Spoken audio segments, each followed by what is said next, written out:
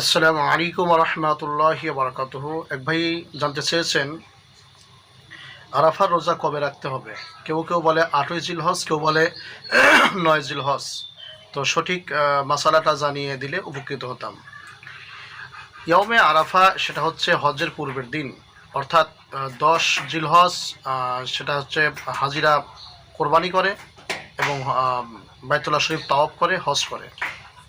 তো সেই হজের পূর্বের দিন যেটা 9 জিলহজ ইয়মে আরাফা হয়। এখন সৌদি আরবে যেদিন 9 জিলহজ হয়, অর্থাৎ ইয়মে আরাফা হয়, সেটা হচ্ছে আমাদের বাংলাদেশের হিসাব অনুযায়ী সেদিন হয় 8 জিলহজ, অর্থাৎ আমাদের চাইতে তাদের একদিন আগে হয়।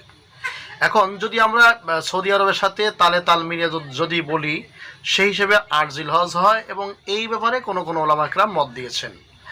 আবার কেউ কেউ বলেছেন যে সৌদির সাথে মিল রেখে নয়, এটা হচ্ছে যে দেশে যখন 9 জিলহজ আসবে সেই দিন হচ্ছে সেই দেশে আরাফার রোজা বা আরাফা, সেদিন আরাফা রোজা রাখতে হবে। সেই হিসেবে আমরা বলতে পারি যে বাংলাদেশে যখন 9 জিলহজ হবে সেই দিনই আমরা আরাফা রোজা রাখতে হবে। তো এ নিয়ে দুটি মত আছে। তো সবচেয়ে ভালো হয় যে দলাদলি থাকতে পারে বা মতানৈক্য থাকতে পারে।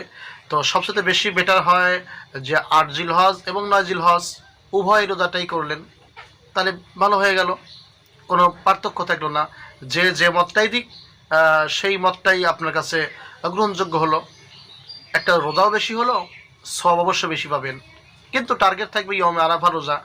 তো সঠিক নির্ণয় করা সমস্যা বা মতানৈক্য আছে বিধায় আমি 2 দিন রোজা করলাম, এটা সবচেয়ে বেশি ভালো হয়।